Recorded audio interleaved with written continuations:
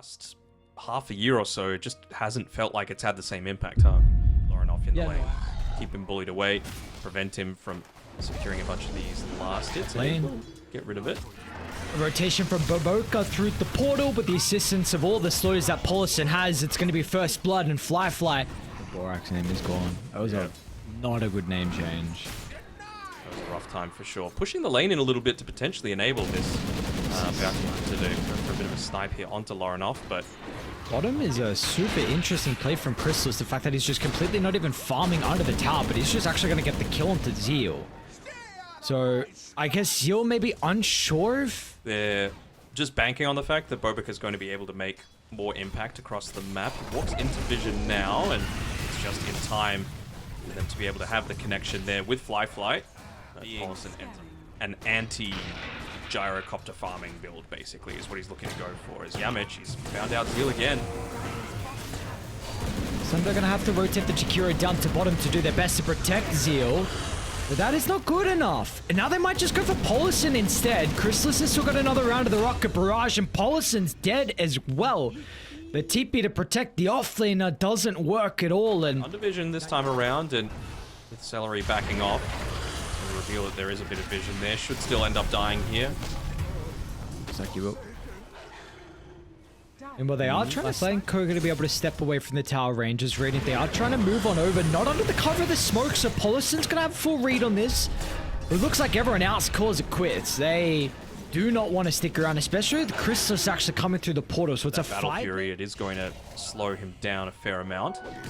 Just head straight back down towards the bottom side, not wanting to give Axe any sort of breathing space, and I mean, Gyrocopter is the sort of hero that can just completely bully out an Axe on his own. Very nice. Picks up a solo kill. Have to be 3 series victories in a row for either of these teams. And we'll start here with this game 1. Hookshot attempt. It looks like finally MOUZ going to try and put the pressure back on the boys on Dire. There he is. MOUZ's smoke won't connect, but Dire's by the looks of it will. Amo's going to look to leap over the top. They've got the Ice Path with the Macropie. Even the Wukongs is going to be necessary. And Chrysalis will be burnt down. A nice kill. And Dire's smoke actually converts compared to Radiant's. Forced to go back and kill it off. Meanwhile, Celery also. It hasn't really got enough distance away from the danger zone. And, well, Emo's going to yoink it. He did use hand and go on a little bit unnecessary. And none in inventory, so it's a bit of a damper on them. Yamich. Be hoping that they run into them. Ooh, really slow reactions. Fly's going to be able to get the blink of Emo. Actually wants to move into the forward. Oh no, Emo. The Cogs actually He's pushes stuck. Emo. He's stuck. And they're going to see, oh no, Emo, not like this. They missed the call as well. And they're not done just yet. Fly's now going to be chasing. They want This the is going to be a multi-shot. disaster for Dire. What looked actually pretty decent, an opportunity for them to be able to set up with the trap and the Wukong's fight around it. They're going to lose 3 and a potential 4th as well. Zeal's going to die at the base of the high ground, and oh man, that's just face palm moment. He needs to come back immediately after he finishes this camp. Which he will, but is it a little too late? But how do you ever start a fight? It's going to be so obvious.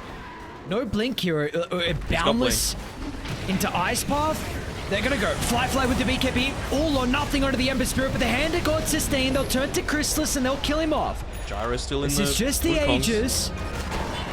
The back of the respawn, Nice Radiant the call. call. They're going to group up as 2, but Ember should have a free fight now, and look at Laurenov go to work. 2 heroes are gone.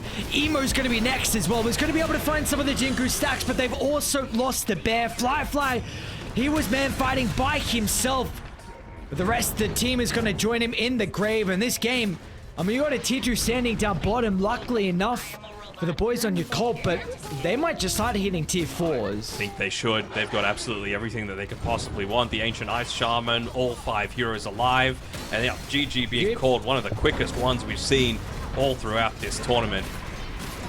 What a crazy performance being put out by MOUZ. And it goes to show, like, if you're going to go this early bounty hunter, trying to dominate the lane sort of draft, and you don't find those early pickoffs, you don't find those early track kills that don't connect on more than one of the early smokes, you are going to fall behind. A decent amount of stuns and control for enabling things like Sunstrike, but just look at a bunch of the Spirit Vessel. You always need to be mindful of going like Armlet or Mask of Madness, just because it's going to be so much less effective. Too late again with the Forge Spirit split. Lift. What's Paulson up to? Okay.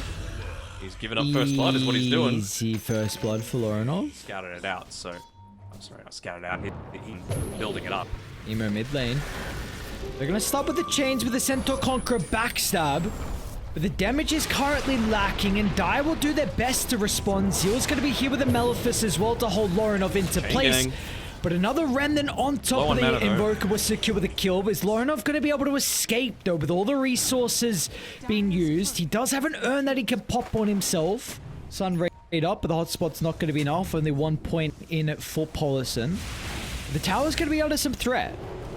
So this is a nice move here coming through from the boys on your Cold Brothers. They should be able to get the kill on the Yamich. Has got a Wanded Fairy Fire if he's going to be able to activate it, but a bit too difficult for them to be able to farm the Ancients at the moment. Lorinov is wanting to protect if, and the pings are coming out as well from MOUZ. They're going to TP Boom back, and he's super close to the level 6. This creep is actually going to give it to him. Now he can move over to help. Might not be needed over the kill onto Baboka, especially with Celery's current position. Get another Urn charge, up to 2 for Lorinov, and gets a nice usage out of the Arcane. That Wisdom Shrine previously.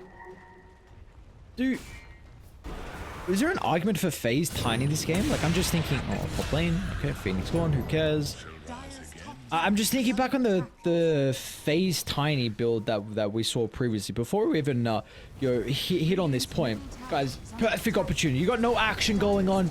You guys want to go watch the live event, exclamation mark ticket, or check the banner below. You can even do that and watch the Ember be killed off in the mid lane. But the tournament will be over in Belgrade for the FISSURE Playground 2. You've got October 31st to November 2nd as well. You don't want to miss it. What do you mean killed off?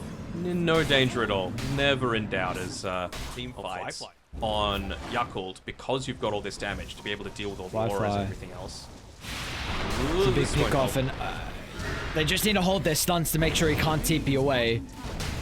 And they have plenty of them. They'll need the Ravage as well, but the damage is actually a little bit lacking with the Breathe Fire, but Celery is going to be here, and even all the way over to the right. Chrysalis is just zoning away any threat of people stepping in to offer some assistance for the Dragon Knight, so he's going to be chased down. They don't actually use the Ravage in the end, so Boom's... I wonder if it was just a Celery idea.